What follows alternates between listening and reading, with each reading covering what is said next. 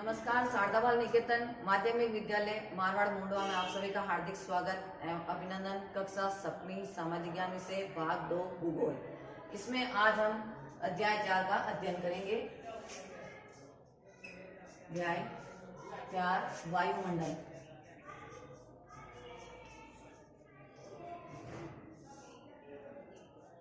वायुमंडल हम सब जानते हैं कि पृथ्वी पर हमें रहते हैं तो यहाँ स्थल, जल और वायु तीनों पाए जाते हैं।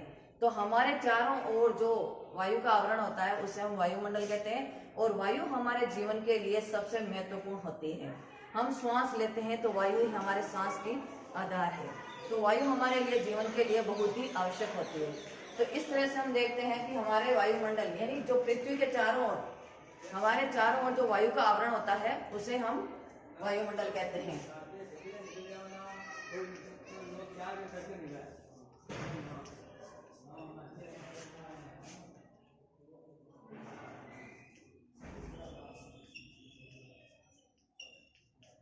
हमारे चारों ओर जो वायु की चादर या आवरण है उसे हम वायुमंडल कहते हैं।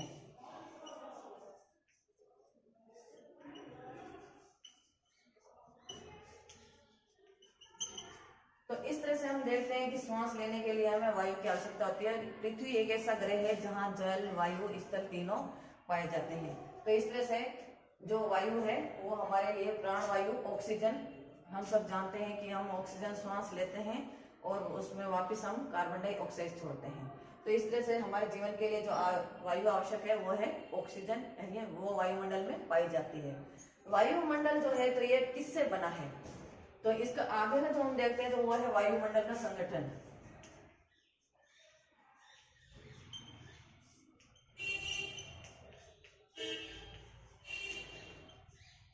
यानी वायु किससे मिलकर बना है? तो वायु का संगठन जो होता है तो वायुमंडल में अनेक प्रकार की गैसें होती है, इसके साथ में कुछ धूलकण भी होते हैं, तो जिससे वायुमंडल का संगठन होता है।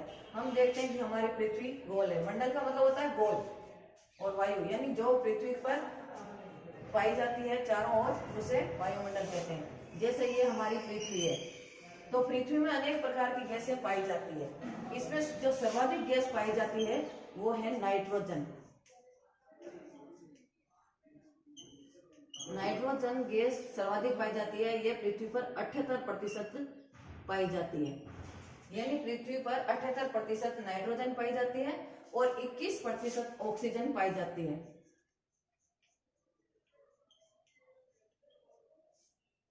21% ऑक्सीजन गैस पाई जाती है। 78 और 21 99% हो जाते हैं। पीछे 1% बचता है और वो है अन्य गैसें। इसमें अन्य गैसें होती है जैसे हीलियम है, हाइड्रोजन है, कार्बन डाइऑक्साइड है।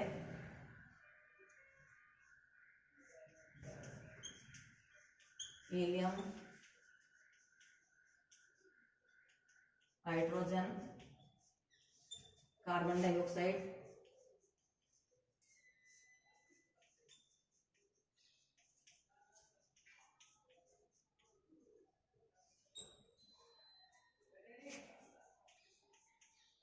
आर्गन, ओजोन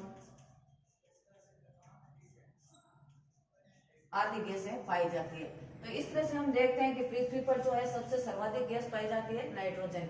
नाइट्रोजन हम श्वास लेते हैं तो हम सोचते हैं कि हम ऑक्सीजन हमारे श्वास लेते हैं, लेकिन उसके साथ में कुछ मात्रा में नाइट्रोजन भी हमारे श्वास में साथ में चली जाती है, जो हमारे फेफड़ों तक जाती है और वापिस हम जब श्वास छोड़ते हैं तो वापिस उसको छोड़ देते हैं। तो इस तरह से हम देखते हैं कि नाइट्रोजन का भी हमारे पृथ्वी पर महत्वपूर्ण है इसका भी। इसके साथ हम ये भी देखते हैं कि नाइट्रोजन जो गैस होती है वो पेड़ पौधों के लिए भी बहुत ही सहायक होती है। पेड़ पौधे भी इसको प्राप्त करते हैं, लेकिन पेड़ पौधे सीधे इसको नहीं लेते हैं। इसके लिए पेड़ पौधे मृदा और जो पादपों की जो जड़ें होती है वो इसको ग्रहण करती है। तो इस तरह से वायुमंडल में जो नाइट्रोजन गैस है, इसका भी बहुत उपयोग है, ये भी बहुत ही महत्वपूर्ण होती है। इसके साथ हम देखते हैं कि कार्बन डाइऑक्साइड जो गैस होती है, ये कार्बन डाइऑक्साइड गैस हम सांस लेते हैं, ऑक्सीजन लेते हैं और कार्बन डाइऑक्साइड छोड़ते हैं। हम यह भी जानते हैं कि पादपों, पेड़ पौधों, पादपों के द्वारा ऑक्सीजन छोड़ी जाती है और कार्बन डाइऑक्साइड को ग्रहण किया जाता है, जिससे पर्यावरण संतुलन हमेशा बना रहता है। जितनी ऑक्सीजन हम लेते हैं वो पादप हमें प्रदान करते हैं और हमारे द्वारा छोड़ी गई कार्बन डाइऑक्साइड को वो ग्रहण कर लेते हैं, जिससे पर्यावरण का बराबर संतुलन बना रहता है। लेकिन कई बार क्या होता है कि कारखानों से निकलने वाला धुआं, वायु, जो यातायात के साधन है उनके द्वारा निकलने वाला धुआं, जिससे इसकी मात्रा बढ़ जाती है, जो पृथ्वी पर बहुत तापमान बढ़ा देती है। तो इसी तरह से हम देखते हैं तो मुख्य बिंदु में यह भी आता है, जैसे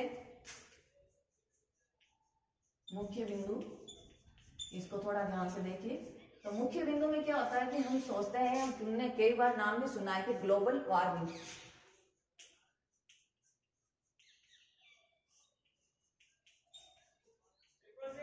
ग्लोबल वार्मिंग, तो इस तरह से हम देखते हैं कि ग्लोबल वार्मिंग में इसका अर्थ होता है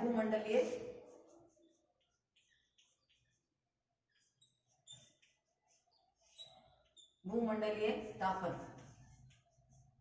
तो इसका यह मतलब होता है कि पृथ्वी पर कार्बन डाइऑक्साइड की मात्रा का बढ़ना, कार्बन डाइऑक्साइड की मात्रा का बढ़ना।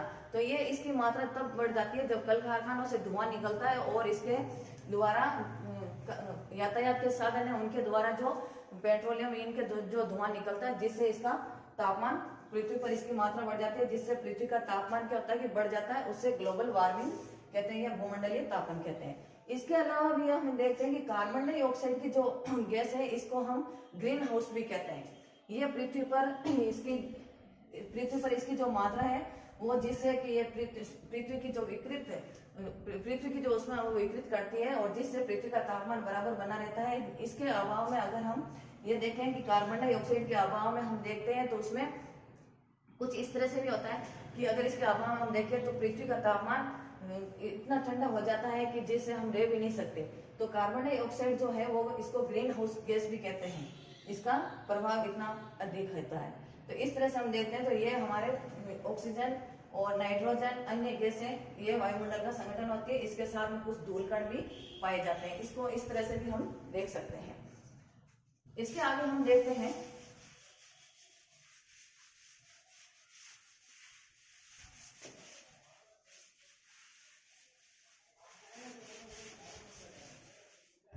हम इसको इस तरह से भी देख सकते हैं कि वायुमंडल में मुख्यतः 5 परतें पाई जाती है। वायुमंडल की मुख्य 5 परतें होती है।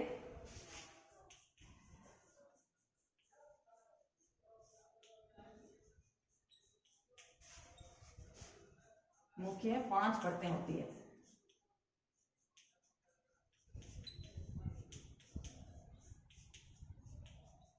इसमें सबसे जो नीचे परत होती है उसको क्षोभ मंडल कहते हैं। जैसे पृथ्वी, ये पृथ्वी है, पृथ्वी की सबसे जो नीचे की परत होती है उसको क्षोभ मंडल कहते हैं।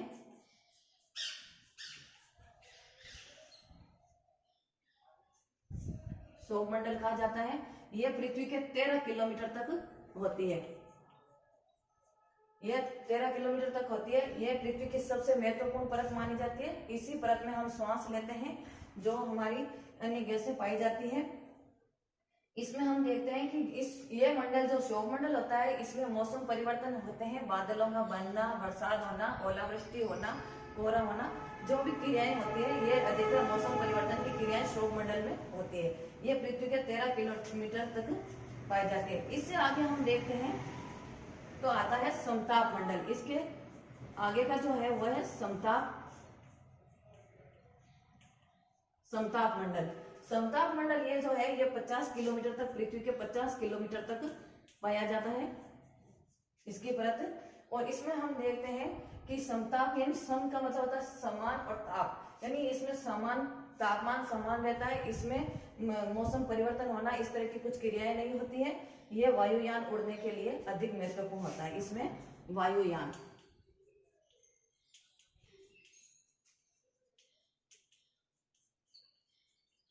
उड़ने के लिए। और इसमें क्या होता है कि मौसम परिवर्तन होता है।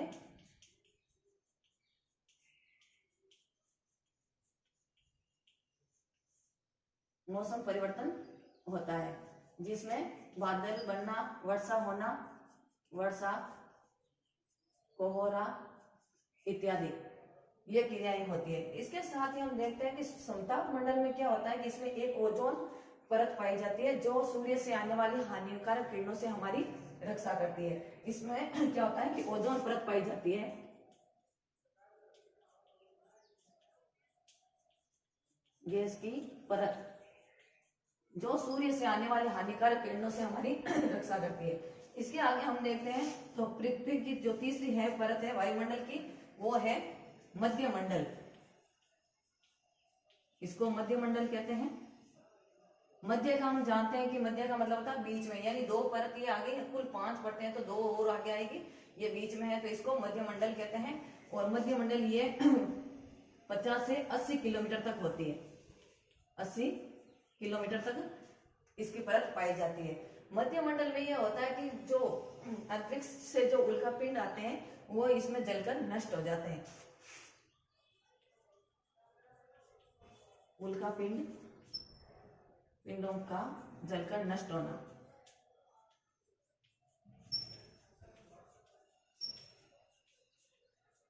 जलकर नष्ट होना। तो इस तरह से ये 3 परतें हो गई। इससे आगे हम देखते हैं तो चौथी जो परत आती है वो है बाह्य मंडल। बाह्य मंडल, पृथ्वी की जो चौथी परत है वो है बाह्य मंडल और ये होती है 80 से 400 किलोमीटर तक, 80 से 400 किलोमीटर तक। इसमें यह होता है कि जो रेडियो तरंगें होती है वो परावर्तित होकर पृथ्वी पर पुनः वापस लौटती है, यानी संचार तरंगें परावर्तित होकर पृथ्वी पर पुनः लौटती है।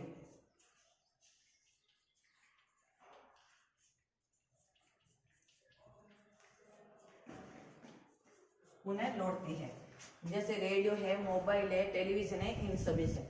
इससे आगे हम देखते हैं तो पृथ्वी पर जो 5वीं परत है वो है बहिर्मंडल।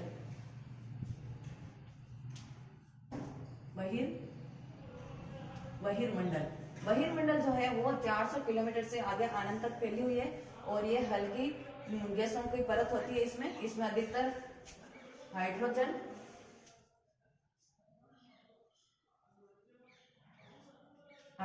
व हीलियम गैस अधिक पाई जाती है। हीलियम गैसों का आवरण होता है।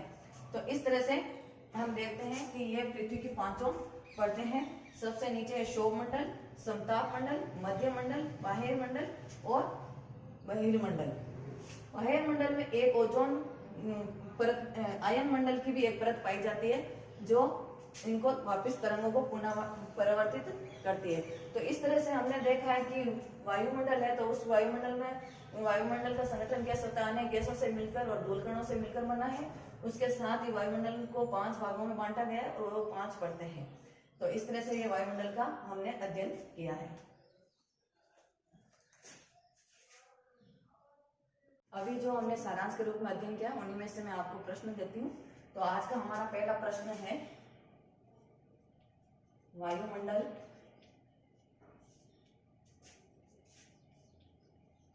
किसे कहते हैं? आज का ये हमारा पहला प्रश्न है। दूसरा प्रश्न है, वायुमंडल में अधिकतर कौन सी 2 गैस पाई जाती है? तीसरा जो हमारा प्रश्न है वो है, किस गैस को ग्रीन हाउस कहा जाता है? तो आज के हमारे ये 3 प्रश्न हैं। पहला प्रश्न, वायुमंडल किसे कहते हैं? दूसरा प्रश्न, वायुमंडल में अधिकतर कौन सी 2 गैस पाई जाती है? गैस को ग्रीन हाउस कहते हैं। तो मैं उम्मीद करती हूँ आप इन प्रश्नों के उत्तर बहुत आसानी से दे देंगे। धन्यवाद।